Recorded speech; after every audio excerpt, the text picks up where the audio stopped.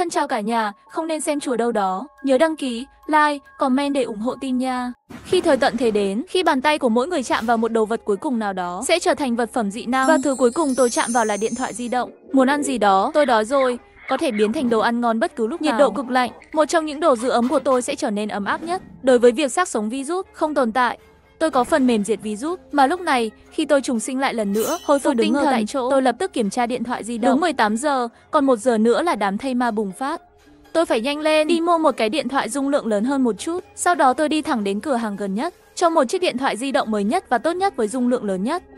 Giá cả không quan trọng, làm ơn, nhanh lên. Cảm ơn. Nhân viên cửa hàng đã nhiệt tình đưa điện thoại mới cho tôi. Ngay khi tôi muốn thanh toán, một đôi tay cướp lấy mất điện thoại cũ của tôi. Diệp Thu, anh có vấn đề à? Lương một tháng của anh chỉ có mấy trăm tệ. Mua điện thoại đắt như vậy làm gì? Người này chính là bạn gái của tôi, Tiêu Lệ, và cấp trên của cô ta. Đây chính là hai tên cặn bã vào kiếp trước, cố tình đẩy tôi vào đám thây ma, bị thây ma cắn chết. Tôi tức đến nỗi bàn tay nổi đầy gân xanh, bàn tay nắm rất chặt mới có thể nhịn cơn tức giận này, bởi vì đây chắc chắn không phải là lúc để tranh cãi. Tiêu Lệ, tiền của tôi tiêu như thế nào không liên quan gì đến đây cô. Là điện thoại của tôi, trả tôi ngay. Không được, người như anh tiêu tiền quá bừa bãi rồi. Sau này làm thế nào giúp tôi cùng nhau mua xe mua nhà? Chẳng lẽ chỉ muốn tôi nuôi anh à? Tôi phải giữ tiền cho anh. Chúng ta chia tay đi. Nhanh chóng trả lại điện thoại cho tôi. Tiêu Lệ ngay tại chỗ, vô cùng tức giận. Anh muốn chia tay với tôi chỉ để mua một chiếc điện thoại di động. Diệp Thu, sao anh lại hư vinh như vậy? Anh nhìn Kha Chấn mà xem, anh ấy không chỉ có sự nghiệp thành công, còn tiết kiệm, đơn giản, anh coi mà học. Lệ, đừng nói Diệp Thu nữa, anh ta không cùng công ty với em, cũng không biết em đi làm vất vả như vậy, tất nhiên là không quan tâm đến em như tôi. Nói xong, anh ta còn nở nụ cười, thách thức với tôi. Tôi nhìn lên tường, thời gian đã hiển thị 18:25 rồi, chỉ còn 35 phút nữa thôi, tận thế sắp đến rồi. Tôi vẫn phải nhanh chóng về nhà và tải xuống những FIP hữu dụng. Sau đó tôi trực tiếp nhảy bổ vào đánh cho chúng một trận. Sau khi lấy lại điện thoại, tôi nhanh chóng thanh toán và chạy về nhà. Về nhà, tôi lập tức mở chế độ tải FIP điên cuồng, chờ tôi cài đặt xong tất cả. Thời gian cũng đến lúc 18:59, ngày tận thế đến, khi đếm ngược kết thúc. Tay của mỗi người khi chạm vào một đồ vật cuối cùng nào đó, nó sẽ trở thành vật phẩm dị năng của bạn. 595.857 tôi cầm chắc điện thoại. Lòng bàn tay đều chảy mồ hôi, cửa sổ mở, tôi mơ hồ có thể nghe thấy tiếng ai đó gọi bên dưới. Đây là chương trình tạp kỹ nào vậy? Đài phát thanh Liên Hợp đùa đấy. Chắc là siêu thị gần đó. Thủ thuật dọn hàng mà thôi. Không có thời gian để ý mấy chuyện này, tôi vẫn còn phải vội đi làm. Nhưng nếu đó là sự thật thì sao? Đừng chơi điện thoại nữa, nhanh chóng đi tìm đồ vật có tính tấn công đi. Khi đếm ngược kết thúc,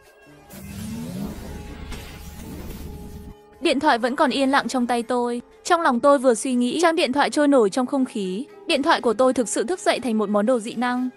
Tôi thử xem một chút. Đặt một thùng gà rán. Giây tiếp theo, gà rán thơm ngon bay từ khe không gian rơi xuống trước mặt tôi. Trong khi đó, bên cạnh ứng dụng này xuất hiện một dòng chữ nhỏ: đã sử dụng một lần trong ngày.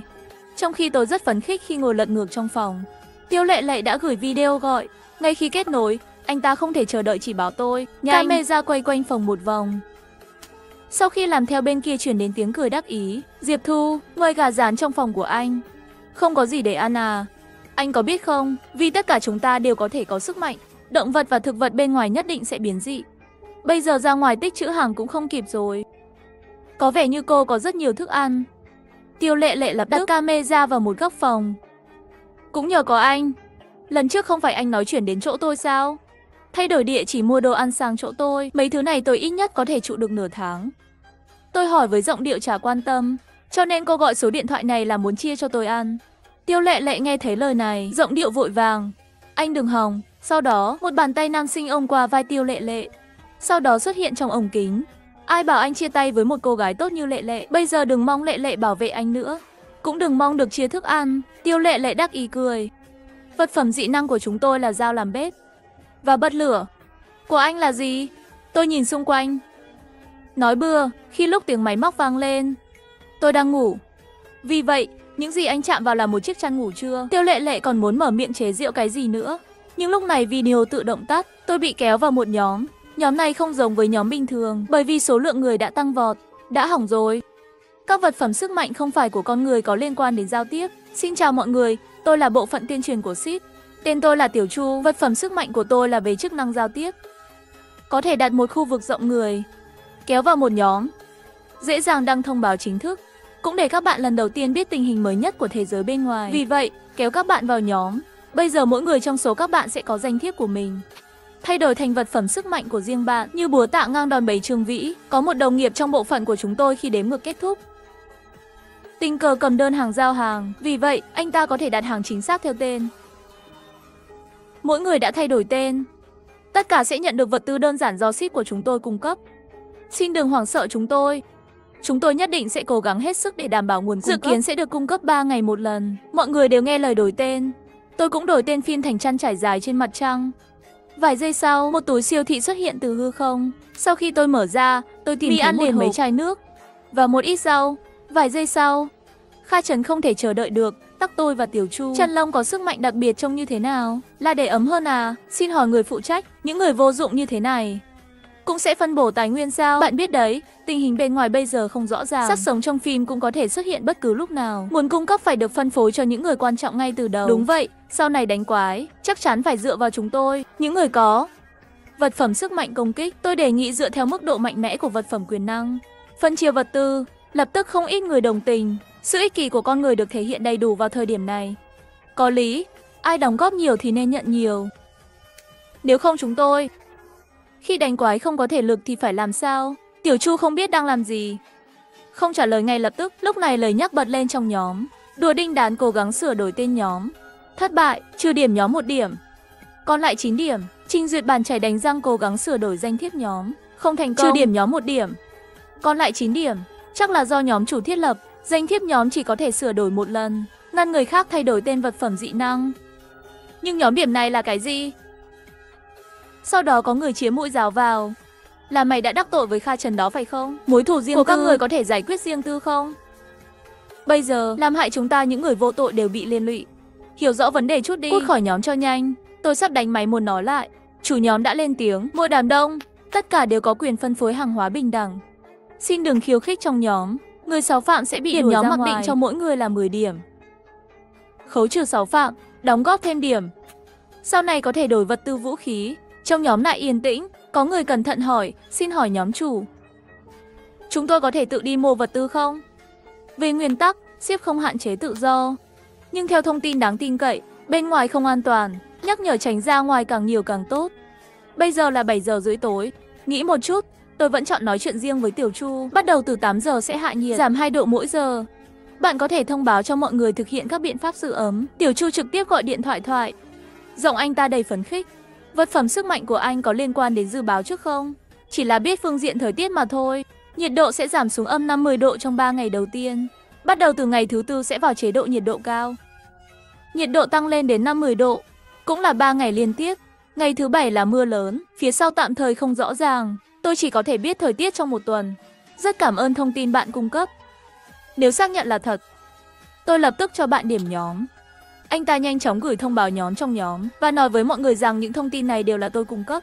Ngoài ra, xem xét nhu cầu trao đổi vật liệu để thêm nút trao đổi trong chức năng nhóm. Giao dịch tự do trong nhóm, nhiều người đổi đồ cho tôi. Hầu hết mọi người đều có chăn bông dày trong nhà và áo ấm. Một số ít vừa từ nước ngoài đến nhìn chằm chằm vẫn chưa mua hàng, sau đó đăng thông tin mua hàng trong nhóm. Các cô chú, nhà cháu chỉ có cháu và bà ngoại. Nhà chúng cháu không có chăn dày.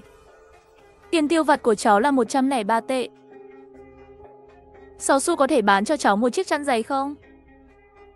Tôi nhìn vào vòng kết nối bạn bè của đứa bé. Chắc chắn tin tức thực sự đúng. Kết bạn với tôi, đưa tôi địa chỉ. Cảm ơn anh trai. Cảm ơn anh trai. Anh đẹp trai bán cho đứa bé rẻ như vậy. Tôi ra giá 500 bán cho tôi. Tôi là 1000. Diệt Thu, dị phẩm chăn của anh. Chắc không phải là biến da thảm hoặc chăn bông gì đó chứ? Sao? Muốn dùng chăn bông của anh? Muốn chúng tôi đổi thiết bị cho anh à? Mọi người đừng vì cái này bị lừa dối. Rõ ràng là vật phẩm sức mạnh chăn. Sao bỗng nhiên lại biết thông tin thời tiết của 1 tuần? Chắc chắn là nói dối. Hơn nữa cái tin nhắn cầu xin giúp đỡ và nhận lời đề nghị về giá cả chắc chắn là do anh ta tự biên tự diễn. Nhiều người đã tin những lời của Kha Trấn. Trong nhóm liên tiếp xuất hiện mấy người ở đó mắng tôi. Không phải chứ anh Giai, có lương tâm không? Thời tận thế, vốn đã khiến mọi người sợ hãi rồi. Anh còn muốn phát tài trước thảm họa nữa. Nếu nhiệt độ thực sự thấp vài độ, bạn có thể tốt bụng như vậy bán chăn bông với giá 100 tệ không? Thật là rác rưởi. Chủ nhóm có thể đuổi loại người này ra ngoài không? Tôi vui lòng nhắc nhở thời tiết, mong muốn để mọi người đề phòng nhiều hơn.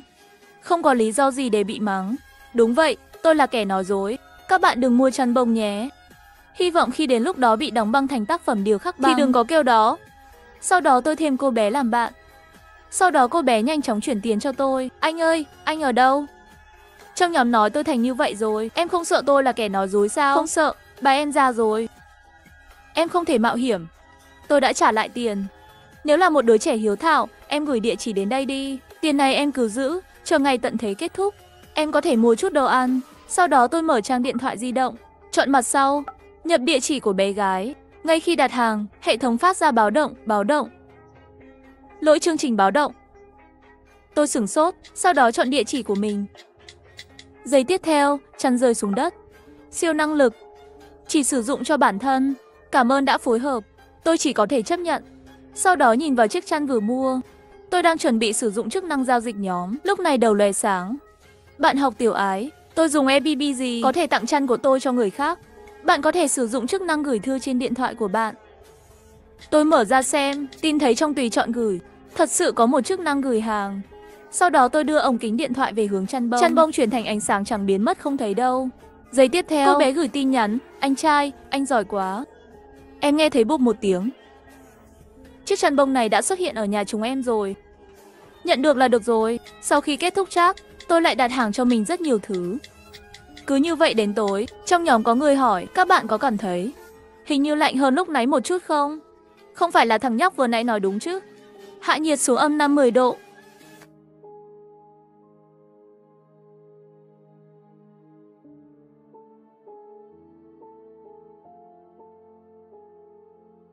Tay của mỗi người chạm vào một đồ gì cuối cùng, nó sẽ trở thành một vật phẩm sức mạnh. Và thứ cuối cùng tôi chạm vào là điện thoại di động. Muốn ăn gì đó, tôi đói rồi, có thể biến thành đồ ăn ngon bất cứ lúc nào. Nhiệt độ cực lạnh, một trong những máy nhiệt của tôi sẽ trở thành trang bị đầy đủ nhất. Đối với bệnh zombie không tồn tại, tôi có phần mềm diệt virus. Và tôi dùng điện thoại để thông báo rằng sẽ có thời tiết cực lạnh cho mọi người lại cho rằng tôi là nhân cơ hội phát tài. Các bạn có cảm thấy hình như lạnh hơn lúc nãy một chút không? Chắc không phải là anh chàng đó nói đúng chứ? Hạ nhiệt xuống âm 50 độ. Kha Trần thấy có người dần dần tin tưởng tôi, lập tức nhắn, có thể có hiểu biết tí không? Vào ban đêm nhiệt độ sẽ giảm xuống. Diệp Thu này là bạn trai cũ của tôi, là một tên bán mình cho tư bản, xấu hổ vì lương thấp. Hôm nay vừa mua một chiếc điện thoại di động mới nhất. Chắc là do thiếu tiền. Chỉ muốn lừa các bạn thôi. Thì ra là vậy. Thật sự là người xấu, đồ vô lương tâm. Tôi lười cãi nhau với họ bởi vì tôi đang bận đặt hàng máy phát điện, điều hòa trung tâm và các thiết bị sưởi ấm khác. Tôi nhìn vào các thiết bị điện chất đống này, nhiều đồ như thế này, nên đặt như thế nào? Phát hiện, trên điện thoại của bạn có cài đặt trò chơi tổng hợp nhà ở. Bạn có thể trang trí xong ngôi nhà bên trong trò chơi. Nhấp vào sử dụng ứng dụng vào thực tế. Sau khi phản ứng lại, ngón tay tôi vội ấn vào điện thoại. Chẳng bao lâu nữa tôi sẽ phá vỡ mặc định trong trò chơi. Sau khi cải tạo thành biệt thự, nâng cấp, tôi nhẹ nhàng nhấn và nhấp vào sử dụng. Biệt thự với những gì tôi đã cài đặt giống hệt nhau trò chơi, thay thế một phòng ban đầu. Cứ như vậy đến nửa đêm, tôi thoải mái đung đưa hai chân, ngồi ở bàn ăn lẩu. Bạn học Tiểu Ái, bây giờ ngoài trời bao nhiêu độ? Ngoài trời âm 20 độ. Trong nhà 26 độ. Tôi lấy điện thoại ra, phát hiện trong nhóm chat đã bùng nổ rồi. Tắc, bật lửa đến Kha Trấn, đều là nghe lời mày và người đàn bà kia. Chúng tôi không chuẩn bị gì để giữ ấm cả. Gia đình 4 người chúng tôi, bây giờ lạnh đến mức không thể nói được nữa. Mày mau cút ra đây cho tao, mày phải cho chúng tao một câu trả lời. Tôi nhìn xuống, chính là người đã mắng tôi trước đây. Mà Kha Trấn đang cùng Tiêu Lệ Lệ hai người giả làm chim cút, không nói gì. Theo thông tin chính xác chúng tôi nhận được từ các nguồn khác, nhiệt độ thực sự sẽ tiếp tục giảm như Diệp Thu nói. Mọi người chú ý giữ ẩm nhé. Nút trao đổi trong chức năng nhóm không có giới hạn sử dụng. Mọi người có thể tự do giao dịch. Sau khi xác nhận chính thức, nhóm chat càng bùng nổ và điểm nhóm của tôi cũng đạt 30 điểm. Vô số người tắc tôi hỏi có chăn bông dư thừa không. Tôi nhìn kỹ từng nick, tất cả đều là lúc trước trong nhóm mắng tôi. Còn nói kiên quyết không mua chăn bông. Xin lỗi, chăn chỉ đủ dùng cho bản thân, không thể giúp được. Trong nháy mắt, mấy giây đã thay đổi. Tức giận mắng tôi keo kiệt. Mà Tiêu Lệ Lệ cũng mặt dày, nhắn tin nhắn, Diệp Thu là người có dị năng chăn. Quyền năng không phải là sản xuất chăn không giới hạn, hoặc rất đầy đủ hay gì đó sao? Nếu bây giờ tặng tôi 10 mấy cái chăn, tôi sẽ làm lành với anh, cũng không quan tâm đến chuyện hư vinh trước đây của anh nữa.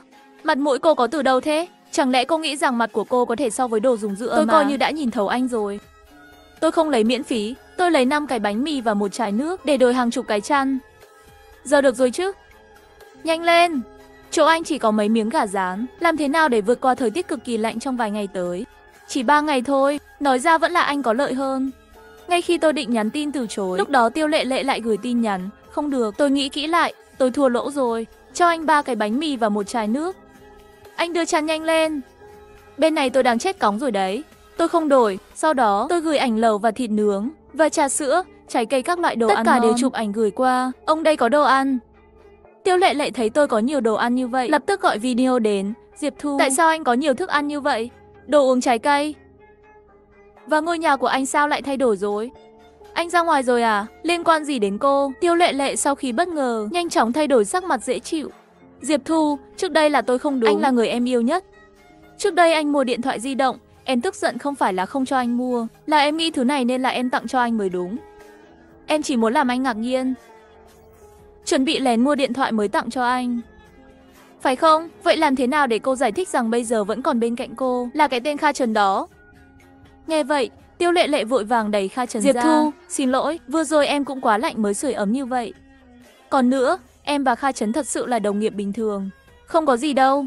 Nói xong ánh mắt của Tiêu Lệ Lệ tham lam quét qua nguồn cung cấp của tôi. Diệp Thu, anh cho em chút gì ăn và đi. Giữ ấm được không? Anh là nhất, phải không?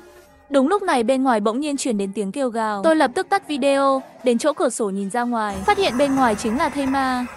Thời tận thế đến, tay của mỗi người khi chạm vào một đồ vật cuối cùng nào đó, nó sẽ trở thành vật phẩm dị năng. Và thứ cuối cùng tôi chạm vào là điện thoại di động. Muốn ăn gì đó, tôi đói rồi, có thể biến thành đồ ăn ngon bất cứ lúc nào. Nhiệt độ cực lạnh, một trong những máy sưởi ấm của tôi sẽ trở thành thiết bị giữ ấm đối với việc xác sống virus. Không tồn tại, tôi có phần mềm diệt virus mà chuẩn bị dựa vào dị năng ở nhà cả đời. Trong nhóm lại thông báo, thây ma cũng thức tỉnh. Xác sống là do con người đột biến. Tương đương với việc nó cũng nắm giữ sức mạnh của con người. Từ giờ trở đi, mọi người cố gắng tránh giao dịch, ngăn chặn một số thây ma, biết vị trí cụ thể thông qua giao dịch. Tiểu Chu vừa nói xong, có người lập tức gửi tin nhắn cầu cứu. Cứu chúng tôi, người phụ nữ này là một thây ma. Cô ta đang ở phòng khách nhà tôi, vừa ăn bảo mẫu của chúng tôi, ai có thể cứu chúng tôi? Sau đó còn có một video giám sát phòng khách. Làm sao nó vào được? Nó dường như có khả năng liên quan đến định vị, chúng tôi chỉ trao đổi đồ với nó. Nó đang ở ngay bên ngoài cổng của chúng ta. Lúc đó không biết có thây ma.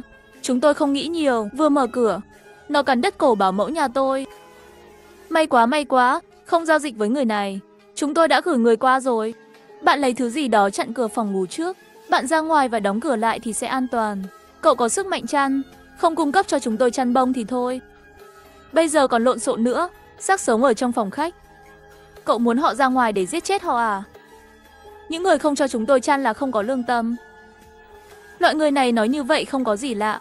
Nhưng thây ma đang gõ cửa nhà tôi. Liều chiết, sơ cấp zombie có thể thành thạo sử dụng vật phẩm dị năng. X không cao, năng lượng vật phẩm bình chữa cháy. Chỉ cần biết địa chỉ cụ thể, viết địa chỉ, có bình cứu hỏa ở cửa, có thể thuận ý đến cửa. Lúc này tôi nhận được tin nhắn riêng từ Kha Trấn. Diệp Thu, mặc dù tao không biết mày đã thay đổi phòng mình như thế nào, nhưng mày chắc chắn không di chuyển nhà, bởi vì video bị thây ma cắn trong nhóm. Địa chỉ ở khu vực của mày. Trước khi mày cúp video, tao cũng nghe thấy tiếng hét kêu gào. Bây giờ có vẻ tốt rồi, tao cực đúng rồi, chờ mày bị thây ma cắn chết, tao và Lệ Lệ sẽ tiếp tục sống ở nhà mày. Trên màn hình, tôi dường như có thể tưởng tượng được sự kiêu ngạo của Kha Trấn, chỉ là một thây ma. Vừa vặn thử xem, hệ thống tấn công nhà tôi vừa nâng cấp. Sự phục vệ của cửa chống trộm sẽ đập mạnh vào xác sống, rơi thẳng qua cửa sổ hành lang. Các bạn có nghe thấy tiếng hét không? Rất sắc nét ngay trong khu phố của chúng tôi. Có phải là cái tên Diệp Thu đó không? Hắn vừa nói là thây ma đang gõ cửa. Không phải tôi không làm phiền người dân. Đó là một thây ma, nó nói nó yêu vận động, vì vậy đã nhảy bungee từ cửa sổ. Sáng hôm sau, Tiểu Chu đã cập nhật trong nhóm để thông báo cho mọi người. Tình hình bên ngoài nghiêm trọng, bây giờ ship đã ban hành lệnh trưng cầu, kêu gọi những người có sức mạnh tấn công tham gia. Giết thây ma, người tham gia, tất cả đều có thể nhận thêm vật tư do ship cung cấp. Cứ giết một đám thây ma điểm cộng thêm 10 điểm. Xin vui lòng đăng ký. Cũng xin các bạn yên tâm, đội ngũ chuyên nghiệp đang đến giải cứu. Nhìn chằm chằm trên đường, bảo vệ quê hương là trách nhiệm chung của chúng ta. Tôi nghĩ mọi người phải tham gia. Kể từ bây giờ, mỗi người mỗi tuần phải giết ít nhất 2 xác sống. Không đạt được thì đá ra khỏi nhóm, cũng không có trợ cấp vật chất. Sau đó Tiêu Lệ Lệ gửi một video chém thây ma. Cảm ơn công dân Tiêu đã làm gương, thưởng vật tư và điểm nhóm. Nhưng chúng tôi đề nghị dân chủ, xem xét nhiều người dân, không có vật phẩm dị năng tấn công, do đó vẫn duy trì nguyên tắc tự nguyện. Tiêu Lệ Lệ lập tức gửi những vật phẩm mà cô ta nhận được, gửi cho tôi khoe khoang, nhìn thấy không, ngày tận vẫn phải dựa vào loại vật phẩm dị năng tấn công này của tôi mới có cảm giác an toàn để có được vật tư. Bây giờ nếu anh muốn làm lành thì vẫn còn kịp. Chờ tôi trở thành anh hùng. Sẽ có nhiều người theo đuổi tôi hơn. Khả năng là tôi sẽ không nhìn chúng anh nữa đâu. Tại sao khi đếm ngược kết thúc, cô không sờ mặt cô ý? So với những đồ vật phẩm tấn công khác, chắc là da mặt dày không thể phá được đâu nhỉ?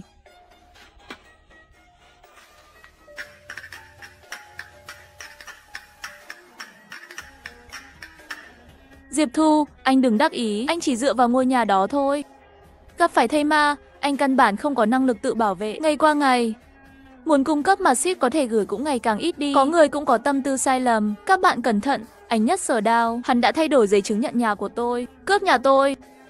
Sau đó, Tiểu Lệ Lệ liên tục gửi một số hình ảnh. Tất cả đều là bản đồ đồ ăn của thế giới video trước đó. Sở Đao, những thứ này đều là của Diệp Thu. Tôi sẽ gửi cho bạn địa chỉ cụ thể của nó. Anh đi cướp đi. Hơn nữa dù sao vật phẩm dị năng của hắn là giấy chứng nhận bất động sản. Người này không có gì nguy hiểm cả.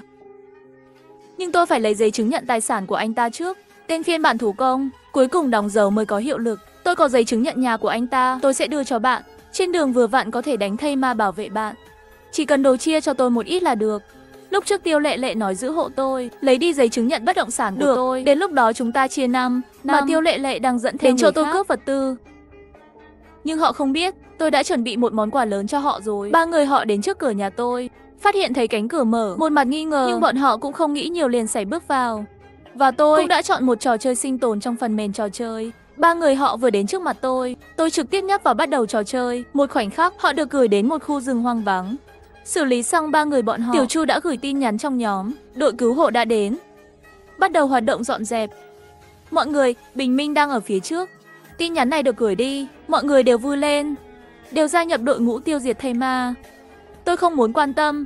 Đến tối, Tiểu Chu gửi yêu cầu giúp đỡ khẩn cấp trong nhóm. Ai ở khu phố Ái Khôn? Có một đội bị mắc kẹt ở đó. Nhiều người trong số họ bị thương, không còn sức lực để chiến đấu, đang bị đe dọa. Có ai có vật phẩm tấn công dị năng không? Có thể cứu họ không? Họ là những người chuyên nghiệp. Còn chẳng đánh nổi, chẳng nhẽ xác sống thăng cấp rồi không? Tôi nghe nói thây ma cũng có thể nâng cấp. Tôi không dám đi, hơn nữa nơi tôi sống hơi xa. Xin lỗi vì đã nằm trên giường. Nhưng khi nghĩ chúng tôi đang ở dưới lá cờ đỏ, lớn lên trong hòa bình, ánh mắt đều là hoa hạ. 5 ngôi sao tỏa sáng đều là niềm tin. Vì vậy, tôi ngồi dậy và nói trong nhóm, gửi cho tôi vị trí. Người trẻ ngày nay, vì trang bị mà mạng cũng không cần nữa. Diệp tiên sinh, anh thật sự có thể không? Bạn nghĩ nếu một món đồ của tôi thật sự chỉ là chăn hoặc giấy chứng nhận bất động sản, liệu biết trước thời tiết không? Sau đó Tiểu Chu gửi đến định vị. Tôi nhấp vào một bản đồ nào đó để nhập điểm địa chỉ rồi. Dịch chuyển đến trước mặt mấy người bị thương. Đội trưởng dẫn đầu nghi ngờ. Bạn chính là người giải cứu mà Bộ trưởng Chu nói. Phải, nhưng đây không phải là thời điểm tốt để điều trị cho các bạn. Chờ tôi một chút, tôi sẽ dọn dẹp. Tôi mở chức năng phần mềm chống virus của điện thoại, nhấp vào quét. Phát hiện một game xung quanh. Tổng cộng cấp 1, 12 con. Cấp 2, 3 con. Nguy hiểm khá lớn. Chỉ số an toàn môi trường 40 điểm. Có dọn dẹp không? Tôi từ từ nhấn thử. Thây ma ngay lập tức biến thành bột ngay lập tức. Đội trưởng nuốt nước miếng, nhìn về phía tôi ánh mắt giống như nhìn thấy người vô cùng giỏi. Chào anh, tôi tên là Tiểu Trần. Xin hỏi anh tên là gì? Đội trưởng Trần khách sáo rồi. Tôi họ Diệp, cảm ơn Diệp tiên sinh đã ra tay cứu. Sau đó, tôi lấy ra tờ báo y tế trong trò chơi sinh tồn ở đâu đó. Adrenaline, băng và các vật dụng y tế khác để điều trị cho họ. Và cách họ nhìn tôi, không còn có thể dùng từ sùng bái để hình dung. Ngay sau đó dọn dẹp xong xác chết cuối cùng. Thế giới đã trở lại như cũ.